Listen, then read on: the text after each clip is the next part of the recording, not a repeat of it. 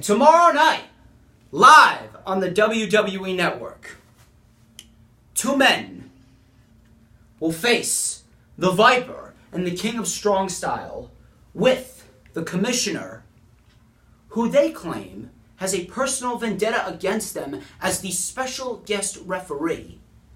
Also, the General Manager will also serve as the second special guest referee. Also, a lone wolf will put his United States Championship on the line against a man who claims there is no one better than him, and a man who claims to be glorious. And in the main event, a phenomenal champion will put the world crown on the line against the modern-day Maharaja, who claims that that title was stolen from him by the phenomenal champion. But before it's time for the jobs to get put on the line, before it's time for the championships to get put on the line, before it is time for the champions to clash, it's time for the rundown! Thank you guys so much for tuning in to yet another video here on the channel. You already know who I am, Mr. Controversy, and the operator of the best damn Twitter handle known to mankind. This is the official rundown for the WWE Smackdown Live exclusive brand pay-per-view Clash of Champions, which is streaming live on the WWE Network tomorrow night, with the pre-show starting at 7 p.m. Eastern Time. And this is the rundown for the final pay-per-view of 2017, and we are going to dive straight into the matches. Clash of Champions, we all know, is taking place in Boston, Massachusetts, in the TD Garden. We have 7 matches scheduled for the event, and we are going to kick off this rundown by talking about the pre-show match between Mojo Rawley and Zack Ryder. This came about once Mojo Rawley attacked Ryder after a second straight loss to the Bludgeon Brothers. They've been going back and forth since then on social media, claiming that Mojo was nothing without Ryder, and Ryder has worked his entire life to get what he wanted. This match, I think it has the potential to be a decent match. Mojo Rawley did put on a decent match with Zack Ryder's former tag team partner, Kurt Hawkins, back at Elimination Chamber in February, as you all know. And Mojo, I'm telling you right now, this heel turn will do wonders for Mojo's career. It did wonders for Seth Rollins' career when he turned on the Shield. So, trust me, I'm not saying it's going to be another Seth Rollins incident, but it should more or less boost Mojo Rawley's career to some degree. And if anything, we all know that Bobby Roode is going to become United States champion sometime in the future. When Bobby Roode becomes U.S. champion, if they play their cards right, they will have a perfect top heel mid-carder in Mojo Rawley. You let this guy go out there and just start cursing out everyone, just being an asshole here and there, and I promise you, Mojo Rawley will grow on you. As far as the outcome goes, I have full confidence that Mojo Rawley will come out victorious tomorrow night at Clash of Champions, since A, he just turned, and B, it seems like they're going all in on this heel turn for the time being. I'm not sure where this is going to lead as far as where Zack Ryder goes, but as far as Mojo Rawley goes, he needs this win, and he could be looking at a beautiful heel career in 2018. So, Mojo Rawley to beat Zack Ryder tomorrow night on the Clash of Champions pre-show. Now on to the main pay-per-view. Let's kick off the rundown on the main pay-per-view with a championship match, shall we? So, Baron Corbin is defending the United States Championship against Bobby Roode and Dolph Ziggler. This match has a lot of potential. It has a lot of star power in there. Corbin has had a very good reign as United States Champion. Ziggler, we all know, has one foot out the door. And I have a feeling that they put Ziggler in here just to take the pin, since, like I said, he already has one foot out the door. And number 2, they don't really want to make either Corbin or Roode look weak. As far as the outcome goes, I am not sure where they are going to go with the outcome. It is a very unpredictable match, considering the fact that Roode, we all know, is going to get inserted into the United States Championship picture, and he's going to win the United States Championship somewhere down the line. I'm not sure if it's going to be tomorrow. And then you got Corbin, who, like I said, has had a very good reign as United States Champion. And now he faces, in my opinion, his toughest test. So, the only way I see this playing out, well, not really the only way, but the best way I see this playing out is for Baron Corbin to pin Ziggler with an end of days in that triple threat match. Thus, will ultimately give Bobby Roode an excuse.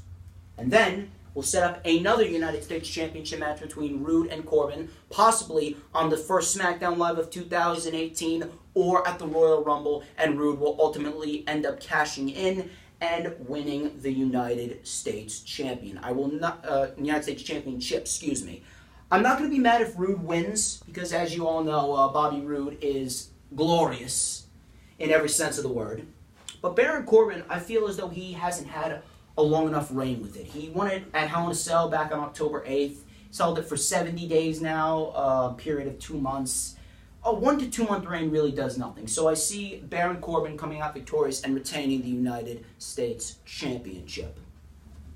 Next, we got a match that was announced this past SmackDown Live, and it is going to be Breezango facing off against the Bludgeon Brothers. The Ascension solved Breezango's case in less than 6 seconds than Breezango could in 6 months. What a shocker. Although I'm not insulting Breezango in any way, because Breezango, without a doubt, has been one of the best parts of SmackDown Live. But yes, they are facing the Bludgeon Brothers. The Bludgeon Brothers have been on an absolute tear since their debut. And the Bludgeon Brothers are going to tear right through Breezango as well. Even though this is the Bludgeon Brothers' first real sign of true competition, I have a feeling that this is just going to be a measly 7-8 minute match. Breezango's going to get all the offense that they can get in on the Bludgeon Brothers, but the way that the Bludgeon Brothers have been booked, I have a feeling that they are going to come out victorious in dominant fashion. I know they're going to come out victorious, but I have a feeling they are going to come out victorious in true dominant fashion. And they are possibly setting up the Bludgeon Brothers to win the tag team titles down the line, possibly against a face team. Maybe we might get Rusev and Aiden English as the tag team champions, and the Bludgeon Brothers end up facing off against Rusev and English, and they end up beating Rusev and English. But we're getting a little ahead of ourselves. As far as the outcome goes, Bludgeon Brothers going to take out Breezango tomorrow night at Clash of Champions.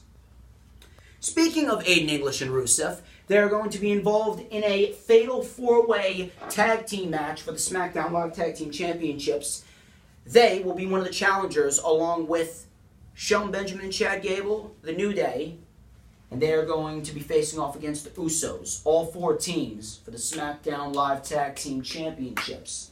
Usos, we all know, have had phenomenal reigns, phenomenal multiple reigns as SmackDown Live Tag Team Champions. We all know that the Usos are without a doubt the best tag team in the world based on their work this entire year. But I have a feeling that Clash of Champions will mark the end date for the Usos' run on top of the SmackDown Live Tag Team division, because they've been in the title picture all year. And I think it's really time for a new team to get pushed into that top spot. New Day, we all know, have already been tag team champions. Rusev and Aiden English, yes, it would be a very nice surprise. It would be a very nice win. But ultimately, I have a feeling it's a bit too early for Rusev and English. Though their gimmick is drastically over, I have a feeling that it's going to be Shelton Benjamin and Chad Gable. I feel as though that Shelton Benjamin and Chad Gable, they are doing very good work as heels. And if you insert them into that prime spot, you give them the tag team titles, they will be able to get over as that cocky, snotty heel tag team that can do anything. Because Shelton Benjamin and Chad Gable is a true...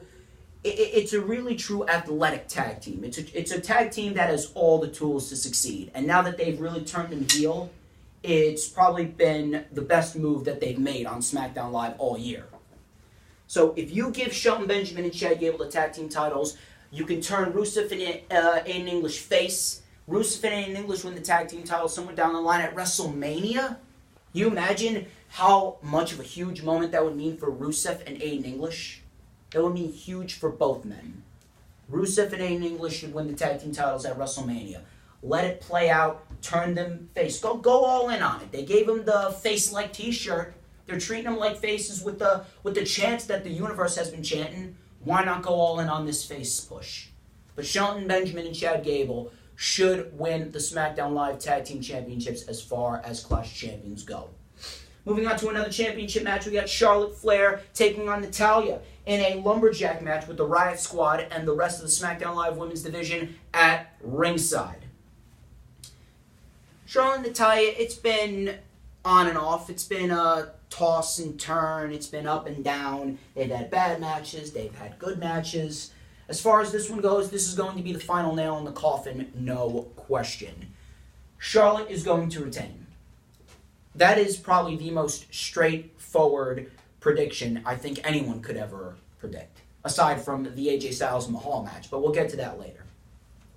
But as far as this match goes, it should be decent. I'm not saying it's going to be great, but as far as the Lumberjack deal goes, so obviously we know that Raw and SmackDown copied each other with Absolution and the Riot Squad. Hopefully we'll get that under control. I have a feeling that the Riot Squad is just going to disband in another month. Ruby Riott is going to end up going after the SmackDown Live Women's Championship. I actually have a feeling that once this feud between Charlotte and Natalya is over, Ruby Riott is going to be the next person that is going to challenge for the SmackDown Live Tag Team Champion, SmackDown Live Women's Championship. Almost said Tag Team Championship. But the SmackDown Live Women's Championship picture will feature Charlotte and Ruby Riott. I have a feeling that those women have the potential to put on a very, very, very good women's match. So Charlotte is going to come out victorious tomorrow night against Natalya in the Lumberjack match, and she will retain the SmackDown Live Women's Championship. Now, onto the match that has the most hype around it. It is Kevin Owens and Sami Zayn versus Shinsuke Nakamura and Randy Orton, with Shane McMahon and Daniel Bryan as the special guest referees. And if Zayn and Owens lose, they are fired from all of WWE. A lot of stipulations to go into this match, and a lot of storyline to go into this match as well. Obviously, we know that Owens and Zayn have been constantly saying that Shane McMahon has a personal vendetta against them. That's going to play into this match. And I guarantee you, mark my words, I guarantee you, this is all setting up for a Daniel Bryan heel turn. Daniel Bryan will turn heel. Zayn and Owens will come out victorious. They will beat Owens and Nakamura. Or they will beat Orton and Nakamura. And Daniel Bryan will go into a feud with Shane McMahon, which will culminate in a match with Shane McMahon and Daniel Bryan at WrestleMania 34. The same building in which Bryan won the WWE World Heavyweight Championship back at WrestleMania 30. It should be a good match, though. We got a lot of star power in this tag team match, but ultimately it's going to be about storytelling, since we already know that Shane McMahon and Daniel Bryan are already showing signs of a feud. We already know that Owens and Zayn hate Shane. We know that Nakamura and Orton hate Owens and Zayn. So there's a lot of combustible elements to go into this match. Ultimately, should be a good match. Owens and Zayn will come out victorious. Daniel Bryan will turn heel in some way, shape, or form. Don't know how it's going to happen, but mark my words, it will happen. That's the fun part, seeing how it's going to happen. And Zayn and Owens win. Daniel Bryan turns heel. Goes on to fight Shane at WrestleMania. Now on to the main event. AJ Styles defending the WWE Championship against the stiffest wrestler on the face of this earth, Jinder Mahal. Thank God Styles is the WWE Champion again, but now comes the tough part. We already know that Mahal lost in India. We know that the Singh brothers are still going to play a factor into this match. I am going to be on my knees praying to God tomorrow night that Jinder Mahal does not take back the championship. I'm going to be on my hands and knees praying to the good Lord above that AJ Styles retains. AJ Styles must retain. And he must go on and face Nakamura at WrestleMania 34 in, without a doubt, probably one of the best matches of 2018. if they decide to go that route. They should decide to go that route, but, this is WWE we're talking about. But as far as the match goes, we all know AJ Styles is great in every sense of the word. It should be a good match. It should be a good match mainly because of Styles. Styles, like I said, Styles could lead a chair to a 5-star match. I mean, that's nothing new here.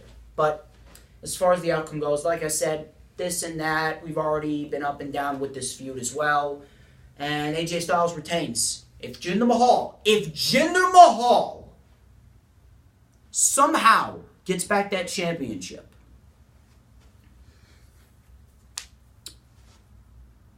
I'm setting this off as a warning to you, Vince McMahon. Jinder Mahal wins back the championship. All hell's going to break loose. But nevertheless, ladies and gentlemen, that wraps up this edition of The Rundown, and that wraps up the final rundown of 2017. I would like to thank each and every single one of you who are tuning into this video. Do not forget to follow me on Instagram at ddog316. Do not forget to follow me on Twitter at #1 WWE fan. Do not forget to check out the rundown for the WWE Royal Rumble, which is going to be streaming live a day before the Royal Rumble on January 27th. 2017 next year. Do not forget to check out next week's Lightning Flash update, in which I will debut an all-new WWE-themed Christmas song. Keep a close eye out for that one. And ladies and gentlemen, I am the one and only DJ Storms, and this has been The Rundown. Thunder, set the adrenaline to overload!